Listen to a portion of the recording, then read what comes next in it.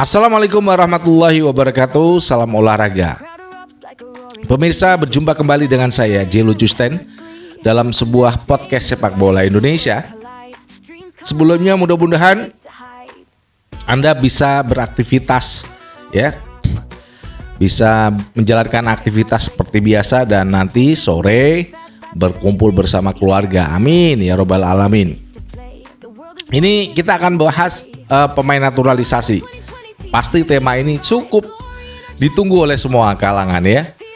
Siapa yang nggak kenal pemain Stoke City ya? Dia berada di pusat perbelanjaan dan di Inggris ya awal Juni ini, dan ditanya oleh salah satu supporter timnas Indonesia, apakah masih mau untuk membela timnas Indonesia?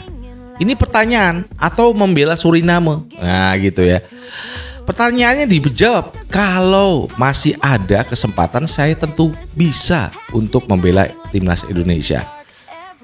Keras, kode keras. Kan dia nggak bisa masuk Belanda nih, timnas Belanda nggak masuk. Dan pemain ini cukup bagus dari Stoke City, sayap kanan. Bagus banget. Aduh. Kemudian juga ini perhelatan dari Piala Dunia cukup menggembirakan, membuat masyarakat Asia ini ya kacau balau ya, karena Korea Selatan ya, Qatar, kemudian Uzbekistan ini sudah nggak lolos. Masih ada Iran dan Arab Saudi yang berkesempatan untuk mengambil poin di sana. Nah, ini sebelum kita lanjutkan, berikan like dan subscribe pada channel ini untuk mendukung kita menuju 1 juta subscribers. Terima kasih buat semuanya yang udah like dan subscribe. Anda akan selalu terhubung dengan konten-konten yang setiap hari akan tayang pada Anda.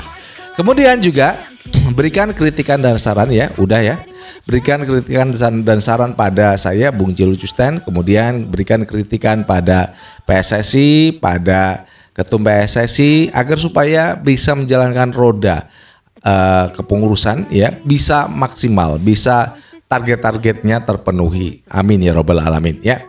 Langsung aja kita akan bahas. Kita udah sebut di awal ya tadi, pemain Stoke City, sayap kanan. Bagus banget, bagus. Dia bisa membela Belanda, Indonesia dan juga Suriname. Nah, Milan Manhoef. Sudah bisa tebak pasti ya kan, Milan Manhoef ini. Pemain ini cukup bagus dalam karirnya ya bersama Stoke City, dan beberapa kali dia mencetak gol dan kecepatannya bagus banget nih anak. Masih 24 tahun.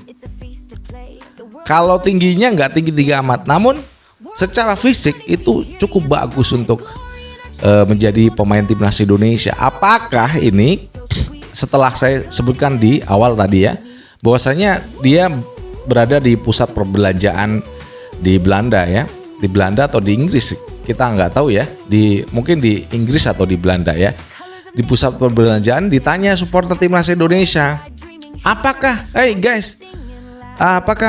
masih mau untuk membela timnas Indonesia? Kalau masih ada kesempatan, oke, saya mau. Itu jawaban tegas dari Milan Manhoef. Kalau Suriname udah enggak. Dia nggak berharap untuk bermain untuk Suriname ya.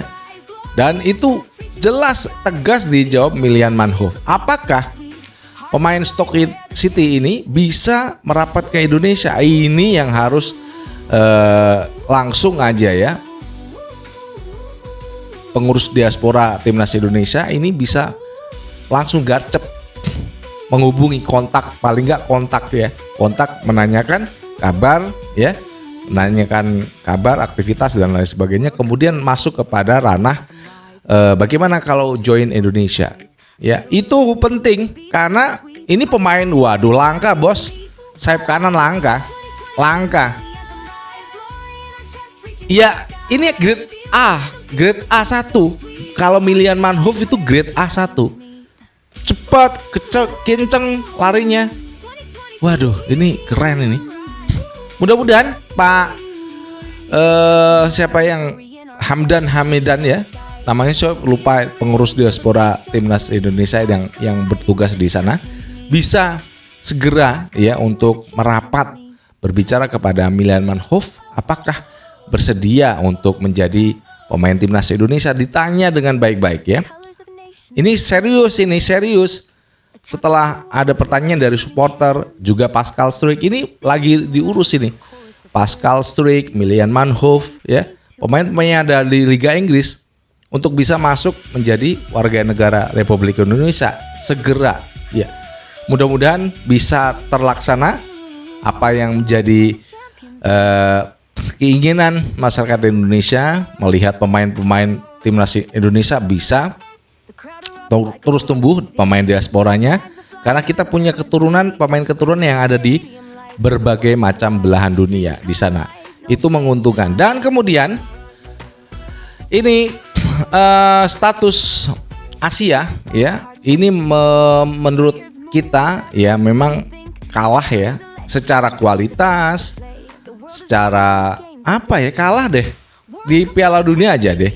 Ini Uzbekistan udah out ya. Kemudian siapa lagi nih? Korea Selatan, Qatar ya menyusul. Tinggal masih ada Iran dan Arab Saudi yang hari ini akan masih bertanding ya. Apakah ini juga keluar lagi? Ya nggak tahu ya. Australia udah lolos per hari ini setelah imbang atas Paraguay. Nah ini menarik kalau ditarik kesimpulan. Iya, wakil Asia banyak yang tidak kompeten dalam Piala Dunia ini. Saya harus jujur katakan, kualitas Asia menurun. Ini tidak harus diperbaiki dalam beberapa waktu ke depan. Tentu saja dengan ACL Elite, kemudian yang playoff Piala Dunia yang benar-benar bagus ya, itu harus jadi ya. ACL Elite knockout sistemnya dipakai itu, home away harus dipakai. Kemudian kualifikasi Piala Dunia harus, jangan seperti kemarin korupsi yang terjadi di Qatar dan juga Arab Saudi. Itu menjijikkan buat kita semuanya, karena ya faktor apa ya, Irak sudah gagal ya, diakui oleh pelatih Irak. Indonesia gagal karena memang korupsi yang terjadi di AFC. Keuntungannya yang dimiliki oleh tuan rumah Arab Saudi, bermain lebih lama ya, jeda waktu pertandingan dengan Indonesia, kemudian dia menunggu atas seminggu lebih untuk bermain bersama Irak. Nah ini yang menjijikkan buat kita semuanya. Mudah-mudahan kalau bisa ya dipecah ini. Ya mudah-mudahan aja kalau bisa dipecah, kita gabung aja sama Australia di East Asia di AFC 2. Mudah-mudahan bisa dipecah lah. Kita bareng Jepang, bareng Korea Selatan, memungkinkan ya. Korea Utara, kemudian Australia.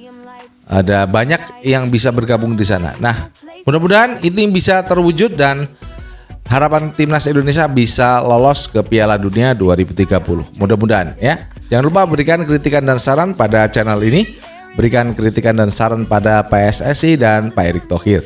Dari Jakarta, saya Jilu Custen mengucapkan wassalamualaikum warahmatullahi wabarakatuh. Salam olahraga and ciao.